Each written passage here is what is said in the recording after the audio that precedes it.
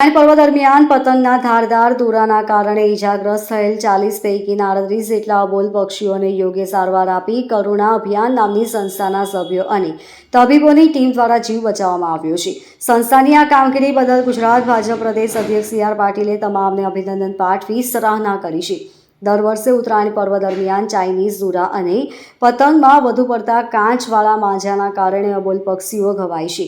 જ્યાં ચાલુ વર્ષે પણ ગતરોજ ઉત્તરાયણ પર્વ દરમિયાન અનેક પક્ષીઓ પતંગના કાતિલ દોરાના કારણે ઘવાયા હતા, જ્યારે કેટલાક અબોલ પક્ષીઓ મોતે ભેટ્યા હતા. દર વર્ષે આ ઇજાગ્રસ્ત પક્ષીઓની સારવાર અને તેઓના જીવ બચાવવા માટે શહેરની અલગ અલગ સંસ્થાઓ દ્વારા હેલ્પલાઇન નંબર શરૂ કરવામાં આવે છે.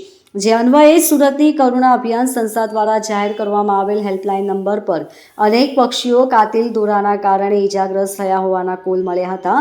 કરુણા અભિયાન દ્વારા સુરતના ચોક બજાર સ્થિત સેન્ટર ઊભું કરવામાં આવ્યું હતું. જે સેન્ટર પર દર વર્ષે ઉત્તરાયણ પર્વ દરમિયાન ઇજાગ્રસ્ત પક્ષીઓને અહીં લાવવામાં આવ્યા બાદ સારવાર અથવા જરૂર પડીએ ઓપરેશન કરી જીવ બચાવવાનો પ્રયાસ કરવામાં આવે છે.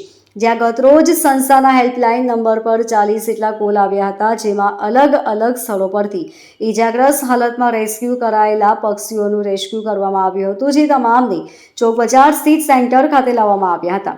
અહીં આવેલ સેન્ટર ખાતે લાવવામાં આવેલ 40 પક્ષીઓને સારવાર અને ઓપરેશન કરી નવજીવન આપવાનો પ્રયાસ કરાયો હતો, જે પૈકી 2 પક્ષીઓના મોત નીપજ્યા હતા, જ્યારે અન્ય પક્ષીઓની સારવાર અને ઓપરેશન કરી નવજીવન આપવામાં આવ્યું છે.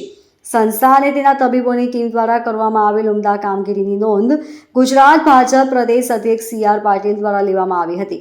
ભાજપ અધ્યક્ષ સી.આર. પાટીલે પોતાના કાર્યકર્તાઓ સાથે ચોક બજાર સ્થિત સેન્ટરની મુલાકાત કરી હતી. આપ સૌને મકર સંક્રાંતિની ખૂબ ખૂબ શુભેચ્છાઓ પાઠવું છું. મકર સંક્રાંતિના તહેવારની સાથે પતંગ ઉત્સવ પણ જોડાયો છે. ખૂબ રંગેચંગે ઉત્સાહ સાથે લોકો પતંગો ઉડાવે છે, પતંગો કાપે છે અને કાપવાનો પણ આનંદ લે છે, કપાવાનો પણ આનંદ લેતા હોય છે. પણ સાથે સાથે પતંગ ઉડાવવાને કારણે કે ઉડાવતી વખતે કેટલાક પક્ષીઓ એમાં ઈજા થાય છે અને કેટલીક વાર એનું મૃત્યુ પણ થાય છે અને કેટલીક વાર એને જન્મભરની ખોળ પણ થતી હોય છે, એમની પાંખો પણ કપાઈ જતી હોય છે. વર્ષો પહેલાં ત્યારે ધર્મેન્દ્ર સંઘવી એમણે એક રજૂઆત કરી હતી કે અમને પક્ષીઓના ઈજા થાય એમને સારવાર માટેની એક વ્યવસ્થા ઊભી થવી જોઈએ. સુરત મહાનગરપાલિકા દ્વારા એક જગ્યાની પણ ફાળવણી કરવામાં આવી અને એ જગ્યા ઉપર દર વર્ષે સતત અને પતંગોત્સવ દરમિયાન ખાસ જેટલા પણ પક્ષીઓ ઈજા પામે છે એમની સારવાર થાય છે. ગઈકાલે 14મી તારીખે પણ સુરતની અંદર લગભગ 42 જેટલા ઈજા પામેલા પક્ષીઓ અહીં આવ્યા હતા. એમાંથી 2નું મૃત્યુ થયું અને 40ને બચાવી લેવામાં આવ્યા છે. કોઈની પાંખો કપાઈ ગઈ છે તો એ પાંખોને સ્ટીચ કરીને એ સ્ટીચ પણ એવા હોય છે કે જાતે ઓગળી જાય છે અને 7 દિવસની અંદર જ થોડી સારવાર પછી એ પંખી પાછું હવામાં ઉડતો થઈ જાય છે.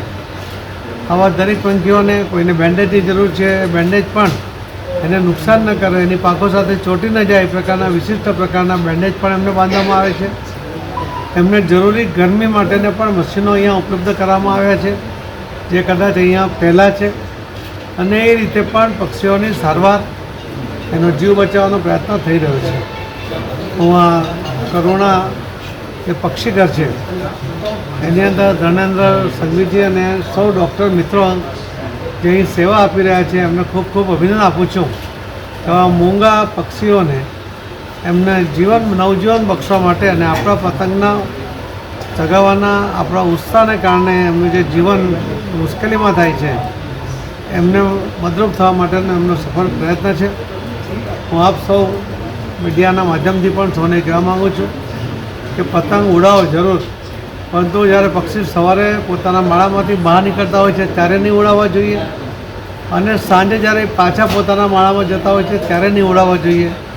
જો તમે 10 વાગ્યા પછી સાંજ પહેલાં પતંગનો જે આનંદ માણો તો માણી લેવો જોઈએ, જેના કારણે આ મોંઘા પક્ષીઓને કોઈ ઈજા ન થાય એની કાળજી રાખી શકાય.